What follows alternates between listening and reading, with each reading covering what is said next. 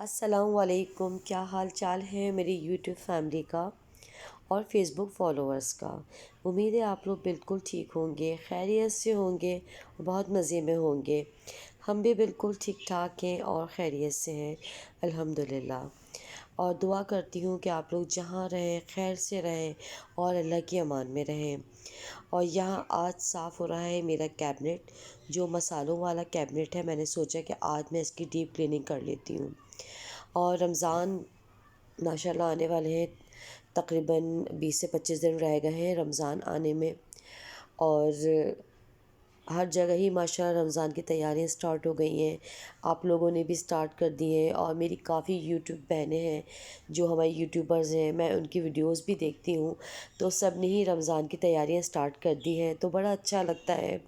کہ ہم مسلمان ہیں اور مسلمان ملک میں پیدا ہوئے ہیں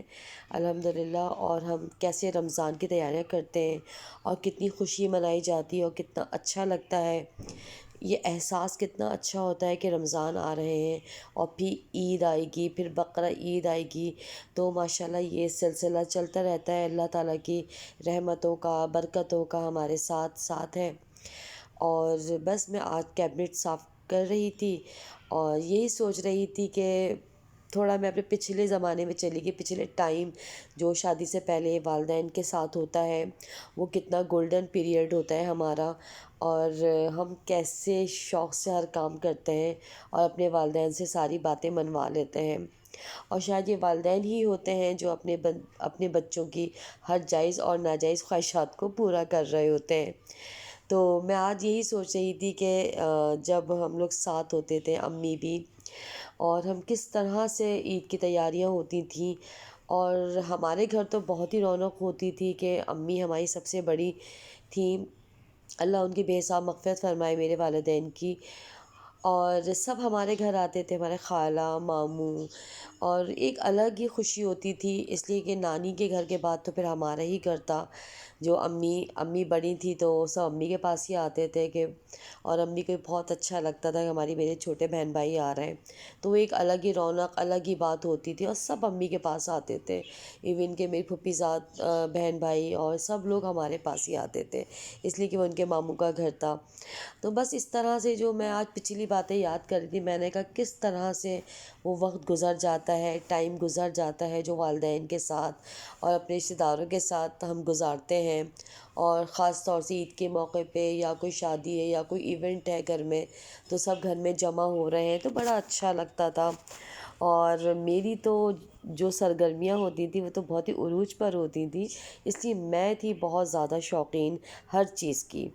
یہ نہیں کہ مجھے صرف مطلب کوکنگ کا ہی شوق ہے، مجھے گھر کو بھی سیٹ کرنے کا شوق تھا،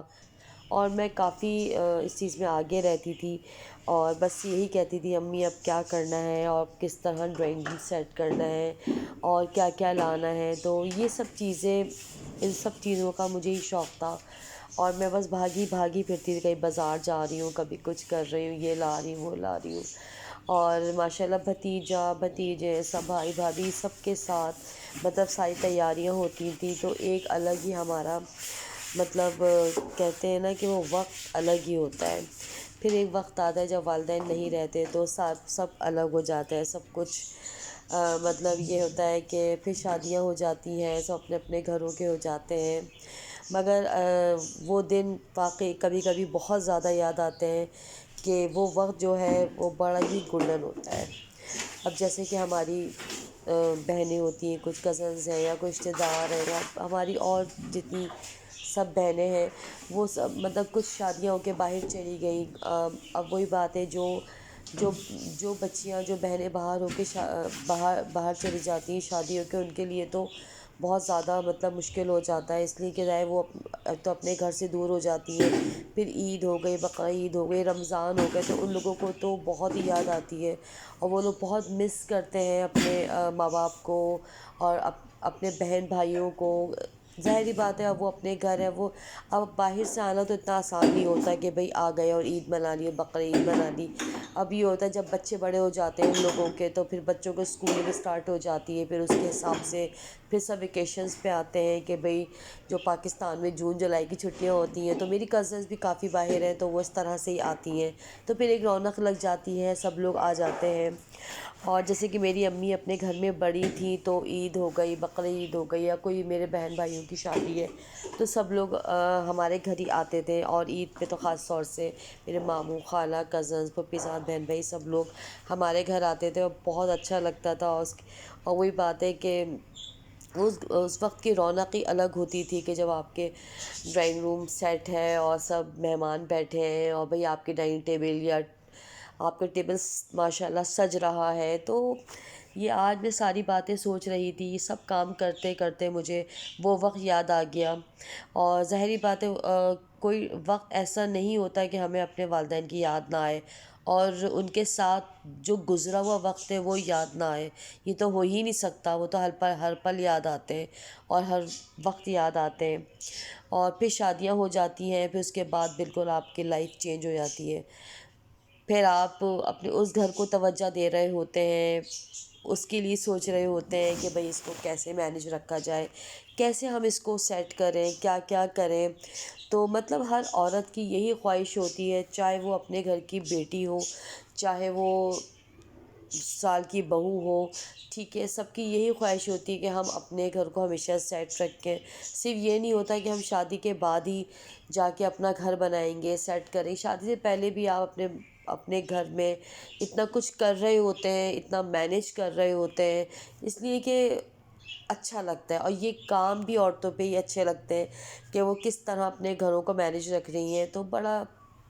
کہتے ہیں نا گولڈن پیریڈ ہوتا ہے، بڑا اچھا ٹائم ہوتا ہے والدین کا بھی اور شوہر کے ساتھ بھی۔ تو بس اس طرح سے وقت گزر رہا ہوتا ہے اور گزر جاتا ہے، پھر باتیں ہی ہوتی ہیں، پھر یادیں ہوتی ہیں والدین کی۔ اور مگر پھر بھی اس کے بعد بھی ضروری نہیں ہے کہ یہ نہیں ہے کہ اگر آپ کے والدین نہیں ہیں تو آپ اپنے مطلب خالہ، ماموں، رشتہ داروں میں سب سے ہم کو ملنا جلنا چاہیے، آنا جانا چاہیے، تاکہ آپ کو اپنے والدین کی کمی محسوس نہ ہو۔ اور الحمدللہ سب کچھ ویسے ہی ہو رہا ہوتا ہے، ویسے ہی ہم جا رہے ہوتے ہیں، آ رہے ہوتے ہیں، بڑا اچھا لگتا ہے۔ مگر جو ایک مین گھر ہوتا ہے، جو ماں کا جو گھر ہوتا ہے، وہاں جیسے ہمارے سب آ رہے ہوتے ہیں، وہ چیز نہیں ہوتی۔ مگر یہ ہوتا ہے کہ الحمدللہ